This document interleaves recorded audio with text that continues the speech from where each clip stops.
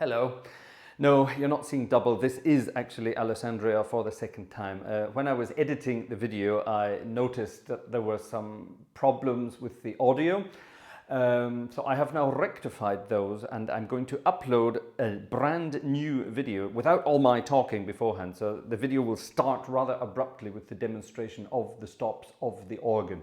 And this time I have managed to mix the audio of the organ and me properly. The only thing I can't get rid of is the fact that my headphone cord kept banging on my microphone a little bit. So I'm very sorry about that. I'm not used to doing organ videos with my headphones on, so I'm sorry about that. That's the only thing I couldn't edit out. But everything else has been sort of edited, the sound has been adjusted accordingly, and everything should now sound better. So, without any further chit-chat from me, here we go again. Alessandria, take 2. See you next time. Let's have a look at this wonderful instrument here. Now, it's a very versatile, modern organ that's sort of voiced to be able to play every kind of organ music. It's rather wonderful. There are Baroque sounding stops on there are modern sounding stops, there are French sounding stops, there's even British sounding stops, and then I suppose a bunch of Italian sounding stops too, because it's an Italian organ. Now remember, back to the beginning, I said pay attention to the shape of the organ itself in the church and its position. Now obviously organ pipes take up some space, so the organ builders came up with a couple of rather clever solutions to cheat on space. We'll come to that in a moment. Now, if you don't know anything about organs and organ pipes, there are basically sort of a few separate families of pipes, and we're going to look at those on this organ, which is rather well laid out and clever. Now, the stops I have here, on the very left, I have the great manual. That's the grande organo, as it's called here. So that's that here, the bottom manual. I then have the positivo, those are the stops here on the second manual, and then I have the recitativo espressivo. Oh, it sounds so beautiful in Italian, doesn't it? That's my third manual, and that's the one that I should be able to control with my swell pedal, which I don't have installed, so I can maybe cheat and use the mouse here for now. And then on the far right, I have the pedal stops. Those are the ones I play with my feet. So I'm not going to go through all the stops individually, because that would take forever. I'm just going to go through a couple of families of stops. Now, let's start with the string sounds. Now, an organ has, like I say, various families of stops, and one of those imitates string sounds. Here's one called a gamba, and this is a sort of quite a thin, soft sound, rather nice actually.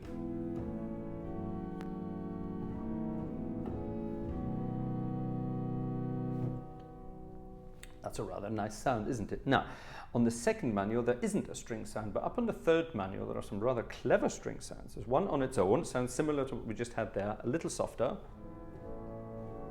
Oh.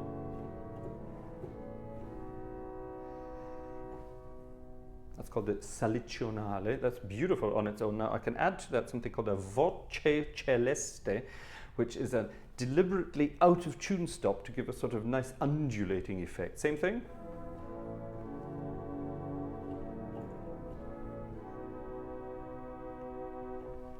Ooh, that's a rather nice effect. Now, if I take my swell pedal here and shut it down, first of all, you can hear it banging closed. Those are shutters at the front of a box in which the pipes have been enclosed. And now I have a sort of a very soft sound, because the pipes they can't speak freely, they're boxed in, literally.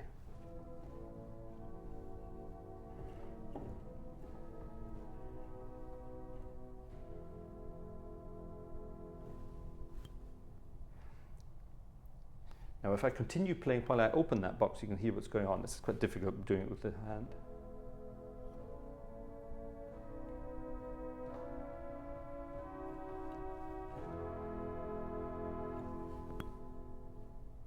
But you get the idea. Now, I'm letting the acoustics of the church run at the same time there, so you get the full effect.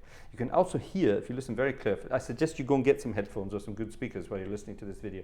You can actually hear this blower noise, the air moving around within the organ, which is pretty clever. Now, to add to that stringy effect, I can add an octave lower at the same time. So I'm now playing 2 octaves at the same time, and that gives a very, very sort of fat sound.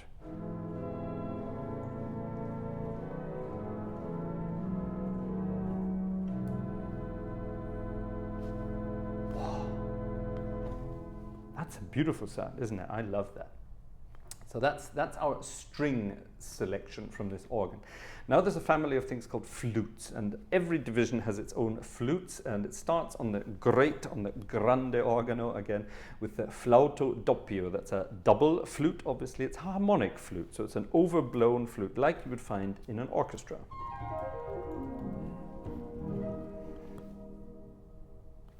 And there's that acoustic again. Now there's a flute at 4-foot pitch, a flauto at 4-foot pitch, which is an octave higher. And those together sound like this.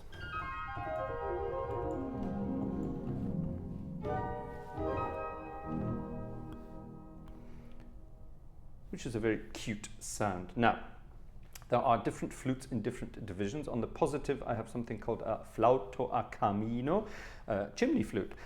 And it's a different shape of pipe, and it produces a slightly different sound. I'm on the second manual now.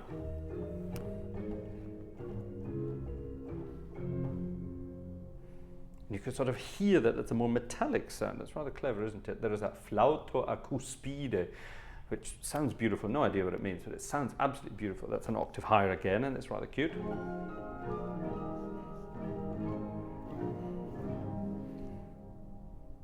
Which is very cute, isn't it? Then there's something called a 12th, flauto in versus 12, dodici. So flauto in dodici, and that's playing at a different pitch. So when I play a C, it's sounding a G.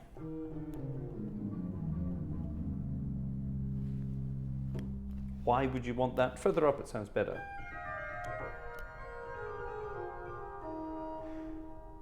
Cute, isn't it? And then we have a terza, which is 1 3/5, and what that does when I play a C, it plays an E. So I'm now playing 3 different notes. With my 1 C, I'm playing an E and a G, and at 2 Cs at 2 different octaves. And that gives a sort of very fruity flavour. If I remove the 4-foot from that combination, it sounds like a clarinet. Quite clever, isn't it? So those are my flutes on this manual. I now bump up to the 3rd manual, where we have 3 different flutes. Actually, I think we have more, but no, we only have 3. We have a corno di notte, which is a night flute, an evening flute. Why would you have an evening flute? That's from the German name Nachthorn. I don't know if you've ever heard of that. So here it is.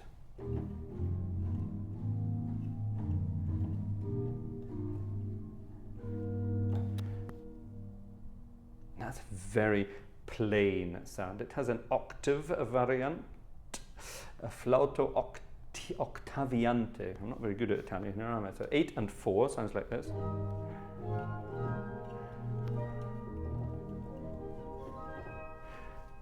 Which is very cute. And then we have a 2-foot flute, a flautino, a little flute on top of that.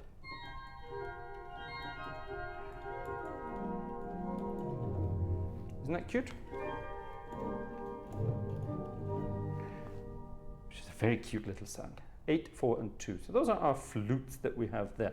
Now, I'm going to talk about the pedals separately when we get to them later. Let's talk very briefly about the principal sounds, or in Italian, principale. These are the principal or the diapason sounds that you would find on any normal organ, and here we have an 8, 4 and 2 principal chorus on the great.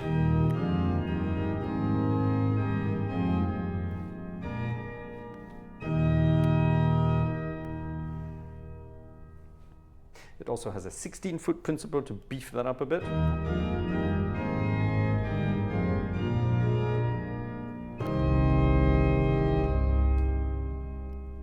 And now we can start adding these sort of in-between sounds again. So I have another 12, the duodecima, as it's called here, another 2 2/3, to give a bit of beef in the middle. And then something called a ripieno, which means full, basically. And it's a full-sized mixture of different pipes at different pitches to give a very clear, crisp sound.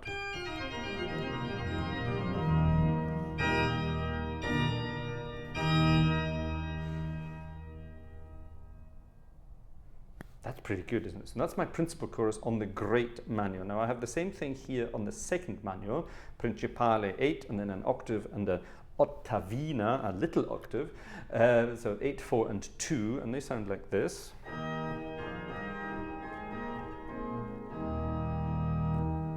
So So it's a much softer sounding principal chorus here. I have something called a cembalo, which is a little mixture. It's only sort of two ranks of pipes sounding at the same time, but it adds a bit of color.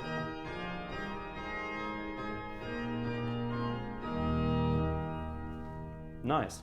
So up in the third manual, I don't have a principal chorus. I do have a principale at 8-foot bass, which is a rather lovely, fat sounding principal.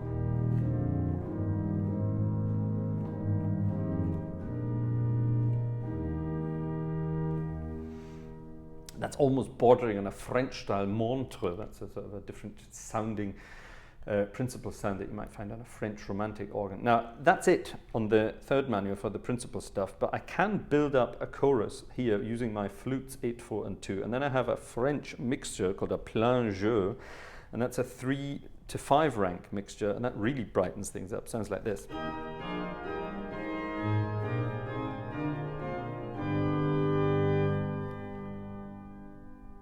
So there I have 3 different principal choruses up to mixtures. They sound like this. Here's the third, second, first.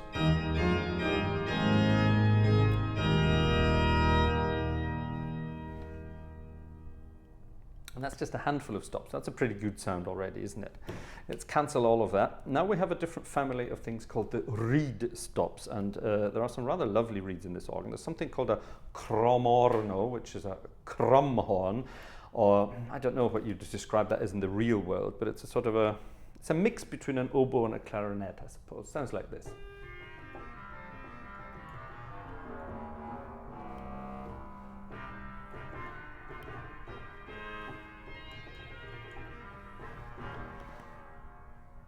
That's a sort of cheeky sound. I rather like that. Up in the upper manual, there's a solo thing called an oboe, which, does it sound like an oboe? Not an orchestral oboe, an organ oboe.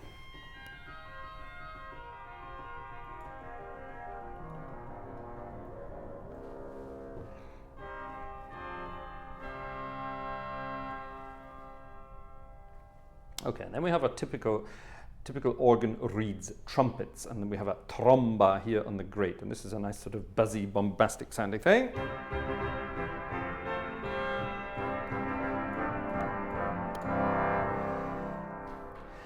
And it comes with a 16-foot variant called the Trumba 16-foot, which is obviously an octave lower, and it just really beefs things up.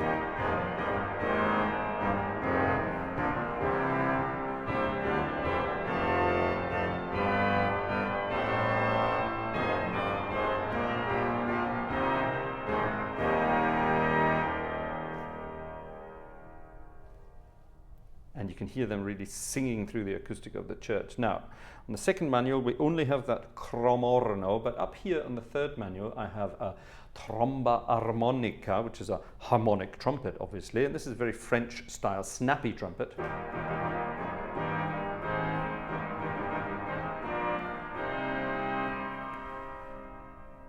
Which is really cool. It comes with a 4-foot clarone, so an octave higher.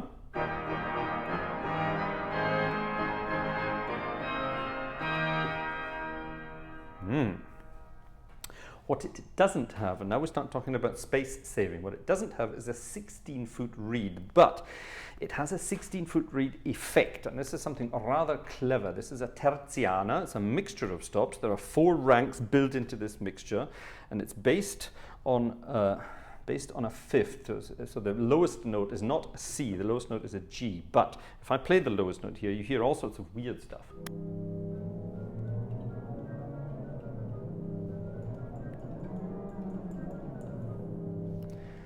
Now that sounds really weird, isn't it? If I play higher up here,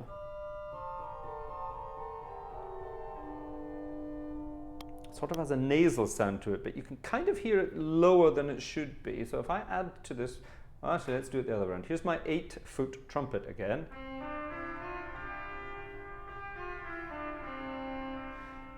Now I add this terziana, you will hear an acoustic, a bit of acoustic foolery, I suppose you could say. It's cheating your ears into thinking that there's something playing the octave lower at the same time.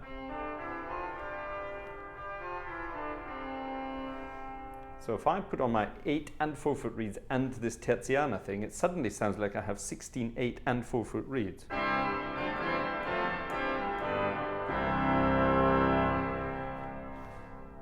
That's clever, isn't it? That's really clever. Now, this isn't something new. Organ builders have been doing this for centuries. They've been sort of using harmonic principles. They really understood this from an early time. You know, Hammond organ players out there will be laughing at the moment, saying, "Yeah, but we've got drawbars. We can do that too." Well, that's true. You can. You can do these things with drawbars, but don't forget Hammond got that from somewhere else, and he got that from older organ builders who've been doing this for centuries. So they knew how to sort of create or recreate sounds harmonically by just adding pitches from the harmonic series at different sort of relations to each other to get different effects. Isn't that clever? So now, if I pop on pretty much all of the swell stops here, I can close the box again, and I get this really big, fat swell sound.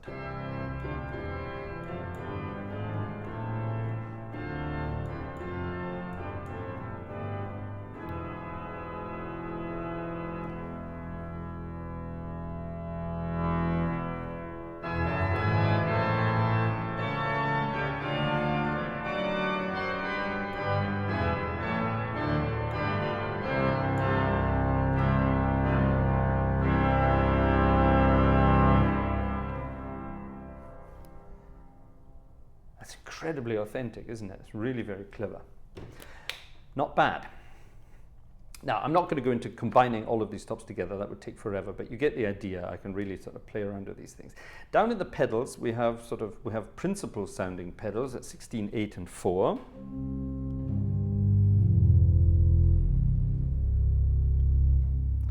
Which are great big bass sounding things. I have the same thing at 16 and 8, but on a flute basis, so a sub basso 16 and a flauto 8.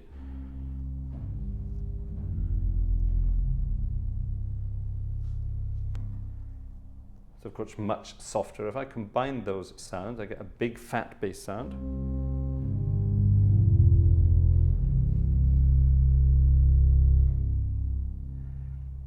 And this is, again, the wonders of this Hauptwerk software. If you leave the notes on long enough, you can sort of feel the samples getting bigger and filling the church. It's very clever.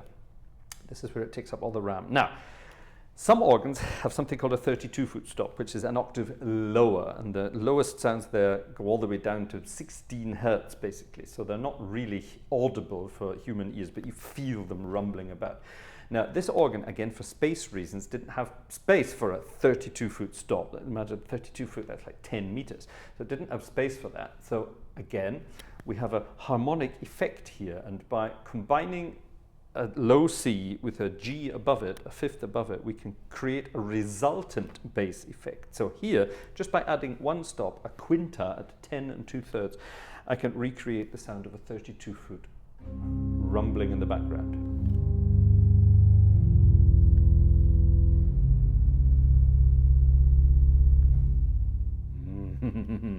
That's clever. Now, down on the pedals, I obviously have some reed stops, and these are the big guns of an organ, the Bombarda 16-foot.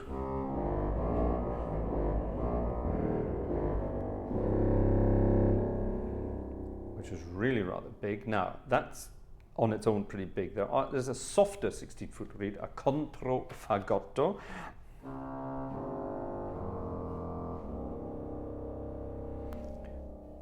Which has a much thinner sound, and that comes at a variety of pitches that aren't actually available in the real organ, but they've been added to this one, 16, 8, and 4.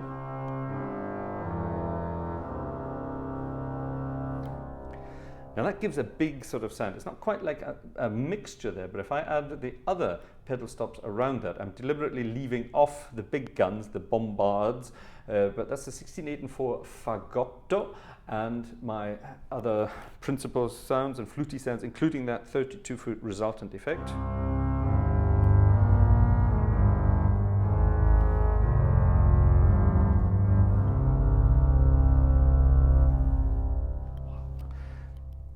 This is where every organist in the world, male, female, or otherwise, at any age, they all suddenly turn into sort of a 10-year-old child who's just discovered something exciting for the first time. I won't tell you what, but anyway, yeah, so when you start playing with the deep pedal stuff, we all get very excited. I guess it's the harmonics doing things with our innards.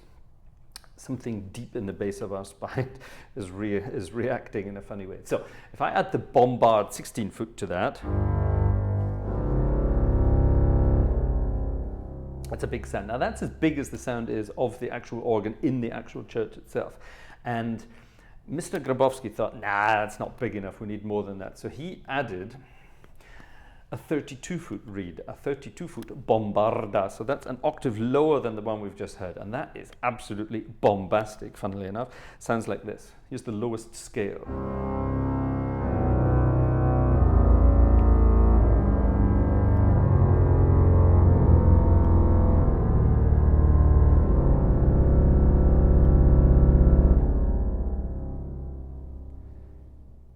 Background, you can actually hear some of the woodwork of the church shaking around. Isn't that wonderful?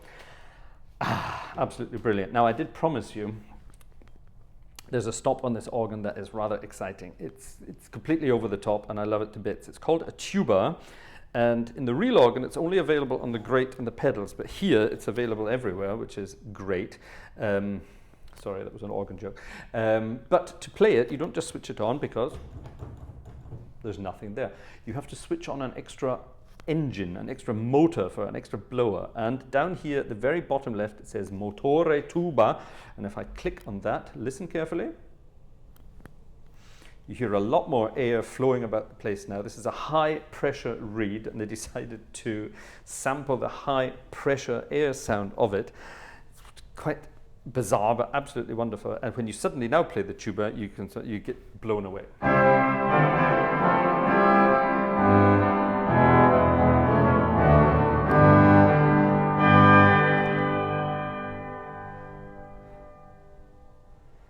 And of course that completely fills the church with the sound. That's a huge sound.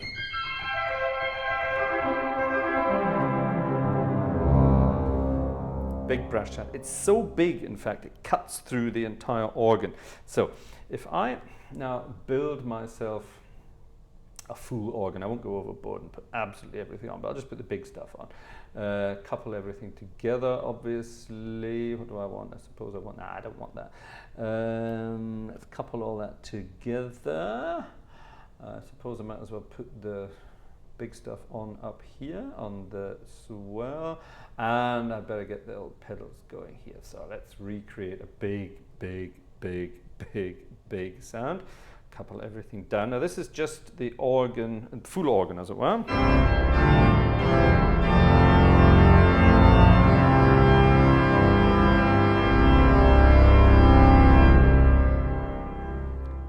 It's already a wonderful sound. Now if I add the tuba to the second manual, the tuba will actually cut through the full organ. Listen to this.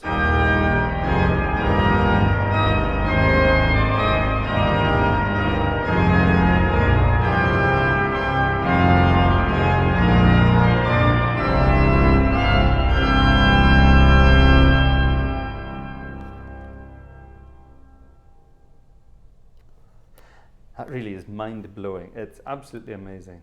So, there you are. Some of the stops and some of the effects of this rather wonderful Mascioni instrument in Alessandria, beautifully sampled and recreated by Piotr Grabowski and his team of gurus when it comes to sample sets. So, wow, thanks guys. That's rather amazing. Let's put all that together in a piece of music. Right, so what I'm going to do, I've saved up some combinations of stops here, including the tuba when it gets really loud, which is just absolutely wonderful, great fun. And I'm just going to sort of improvise a little number for you, demonstrating some of the different colors you can get out of this organ. So we're building up from some nice gentle stops all the way up to full organ and then back down again. So it's the kind of thing I love doing. It's an old sort of British tradition, I suppose you could say. And although I've lived in Germany for 21 years now, I still can't get away from it. And when you're faced with an organ like this, you sort of can't resist doing it. It's the most natural thing you can do. So here we go, a little improvised number featuring the wonderful Mascioni organ here in Alessandria.